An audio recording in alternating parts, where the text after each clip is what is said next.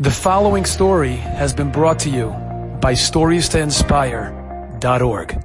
I heard this story from the fellow himself. He, I usually tell a story. I hear a story, I tell it over. Pesach has to check it out with like 16 people. I called up the person and I came and I swear.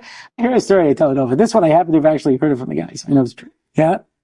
This fellow had learned in Or Sameach, and he became a lawyer, and he became a big Baal Tzedakah, and he had investments. And then every year his business grew, his practice grew, and he gave more money. And then there was the crash, 2006, and he lost a lot of money. And the part that bothered him was that now he couldn't give his tzedakah. So he decided he was going to go away with his wife to New Hampshire, Vermont, go hiking in the mountains. He left his kids with a neighbor. And he says, we were hiking in the mountains. And it was a chance for a philosophical discussion. We don't usually have philosophical discussion.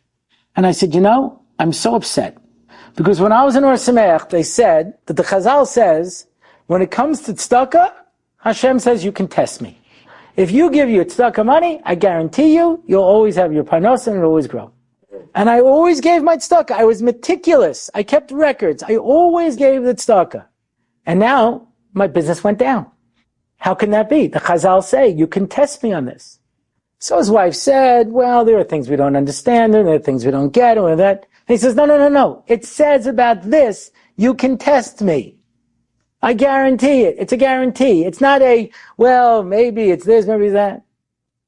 And he says, my wife said to me, maybe you're not supposed to get it in cash. Maybe what you're supposed to get is, like they say in the game shows, $25,000 in cash and prizes, Maybe you're getting it in a different form. Now, he was a lawyer. And he said, for the record, let it be noted. Most people don't talk this way. He was a lawyer. For the record, let it be noted. If you are telling me that instead of getting the money, I saved the life of one of my children, that I'm willing to take that instead. Okay. Scene change. The neighbor drove the kids to camp, went inside to take care of some things, and then went to Home Depot, and as he was getting out of the van, saw that the baby was still in the van. It was in the summer. The baby was unconscious. The baby was 2 years old, whatever it was. And he was in a panic, and he grabs the baby, and he runs into the Home Depot, and he starts screaming, help me, help me. And they announce, does anyone here know CPR? Does anybody here have a doctor? Anyone have medical training? And 2 EMT people came running over. And they started working on the kid, and they resuscitated him.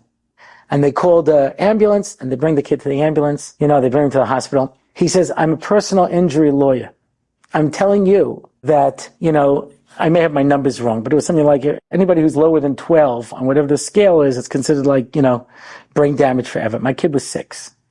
They said, we don't know if he's ever going to recover consciousness, and we don't know if he'll ever be a normal kid again. And as he tells me this story, the little kid comes running into the room, Abba, and grabs something, and runs out. He said, that's him. He had a complete recovery. The 2 EMTs said to me, I'll tell you the truth. You look like a man of God. Each one said separately, I wasn't supposed to be in Home Depot. One guy was on a construction site. He was building something and he dropped his hammer. He went down, he couldn't find it. It disappeared. He went to Home Depot to buy another hammer. The other guy, he says, I have a Jewish neighbor, an old lady. This is what you would call a yenta, And she was always bothering me to fix her fence.